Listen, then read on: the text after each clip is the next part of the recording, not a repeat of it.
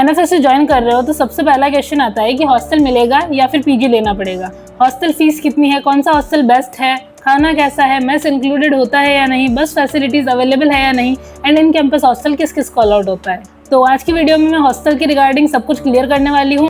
Plus I am also going to give you guys my hostel room tour, so please make sure to watch the video till the end. So hello everyone, welcome back to my YouTube channel. I am Harshita Chaudhary, a forensic science student at National Forensic Sciences University Gandhinagar. सबसे पहली बात कि NFSU के हर campus का hostel system अलग अलग होता है। कुछ में इन कैंपस हॉस्टल इंक्लूडेड होते हैं, कुछ में नहीं होते हैं। For example Gandhinagar and Delhi campus में इन कैंपस हॉस्टल्स अवेलेबल है एंड वो मेरिट बेस पे मिलते हैं, जबकि कुछ कैंपस है जिनके अंदर आपको कैंपस के हॉस्टल्स अलॉट नहीं होते, बट आप बाहर पीजीज या फिर जो फ्लैट्स है वो इजीली अवेलेबल हो जाते हैं, तो आप वहाँ रह सकते हैं। तो इंडिविजुअल कैंपसेस में हॉस्टल फैसिलिटी के रिगार्डिंग मैंने गांधीनगर, दिल्ली एंड भोपाल पे ऑलरेडी वीडियो बना दी है। तो इन तीनों कैंपस की जो रिव्यू वीडियोज है उसमें मैंने हॉस्टल फैसिलिटीज भी इंक्लूड करी है, तो वहाँ से आप चेकआउट कर सकते हैं। नाउ सबसे पहले हम बात करते हैं इन कैंपस हॉस्टल्स की।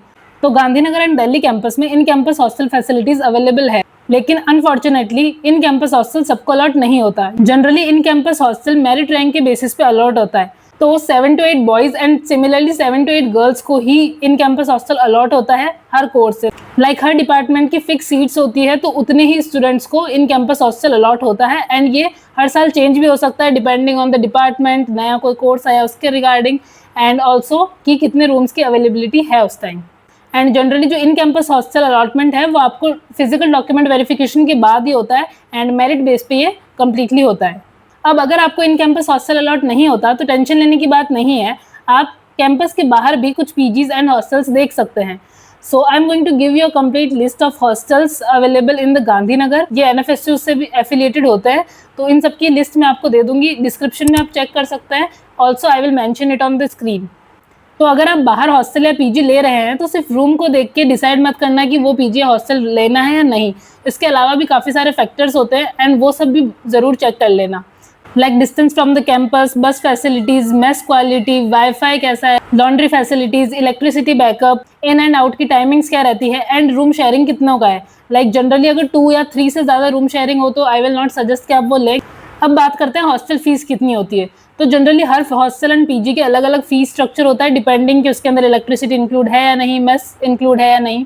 मैं आपको गांधीनगर के इन कैंपस हॉस्टल की अगर बताऊं तो नॉन एसी रूम्स के लिए जनरली 60K के अराउंड, मतलब 60,000 के अराउंड पर सेमेस्टर ये फीस रहती है एंड इसमें मेस एंड इलेक्ट्रिसिटी इंक्लूड होता है। एंड सिमिलरली जो एसी रूम्स है उनमें 90,000 के अराउंड पर सेमेस्टर फीस होती है एंड उसमें भी सिमिलरली मेस एंड जो इलेक्ट्रिसिटी है वो इंक्लूड होता है already. So for AC rooms it's around 90,000 per semester and for non-AC rooms it's 60,000 per semester।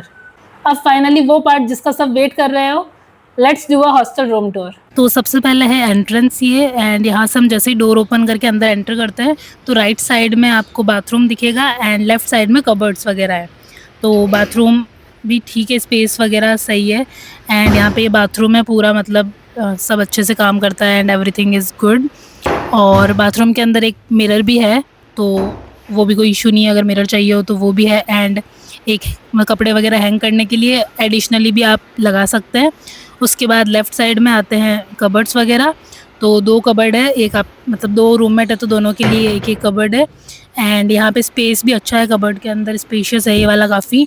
And ये ए सीरीज़ की रूम है तो इसमें कबर्ड्स का ही है, थोड़ा कबर्ड बड़े रहते हैं एंड थोड़ा सा ही रूम बड़ा रहता है। ऊपर भी आपको स्टोरेज मिलता है, तो कोई सूटकेस वगैरह रखना हो तो वो आप ऊपर रख सकते हैं। तो ये था कबर्ड। देन आगे जाएंगे तो यहाँ पे भी एक मिरर है, फुल लेंथ का मिरर है ये एंड इसमें भी आप क्लियरली मतलब पूरा आउटफिट वगैरह देख सकते हो अपना। इसके बाद यहाँ पे एक स्टडी टेबल है एंड 2 चेयर्स है, तो दोनों रूममेट के लिए स्पेस है प्रॉपर। उसके बाद ऊपर कुछ सामान वगैरह रखने के लिए फिर से अपने पास में स्पेस है। यहाँ पे भी स्टोरेज का स्पेस है अच्छा खासा और पूरी मतलब इक्वली डिवाइडेड है दोनों रूममेट के बीच में, पूरा फर्नीचर वगैरह सब कुछ तो सिमिलरली है दोनों की। फिर यहाँ पे चेयर्स वगैरह है एंड टेबल है ये पूरी। उसके बाद में यहाँ पे ये पूरी जो टेबल की लेंथ वगैरह देख सकते हैं आप। एंड रूम के जो दूसरे साइड मतलब इसके जस्ट सामने 2 बेड है एंड एक आपकी रूममेट के लिए एक आपके लिए। बेड के बीच में थोड़ा सा स्पेस भी प्रेजेंट है जिस पे आप सामान वगैरह रख सकते हो, चार्जिंग पॉइंट्स भी प्रेजेंट है बेड साइड में ही। देन ये है बालकनी, तो बालकनी भी काफ़ी स्पेशियस है एंड यहाँ पे एक क्लोथ स्टैंड भी है, तो यहाँ पे कपड़े वगैरह सुखा सकते हैं आप। एंड ये है बालकनी का view. So that's it for the room tour. Before we end, let me show you how the room looks after arranging all my stuff.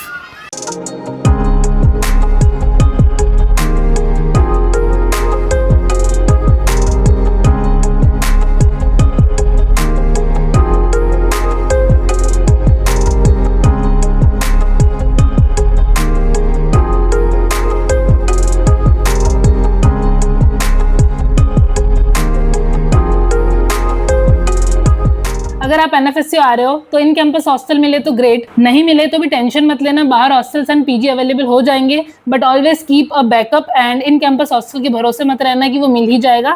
And document verification के टाइम जब भी आप आए तो बाहर के भी पीजीज एंड हॉस्टल्स जरूर एक्सप्लोर करें। So that's it for this video. I hope कि मैंने आपके हॉस्टल के रिगार्डिंग काफ़ी डाउट्स क्लियर कर दिए होंगे। Still, if you have any query or doubt regarding NFSU, forensic science, hostels and college guidance, then ask them in the comment section. I will try to reply all of you. Thanks for watching. Please make sure to like, share and subscribe. Bye.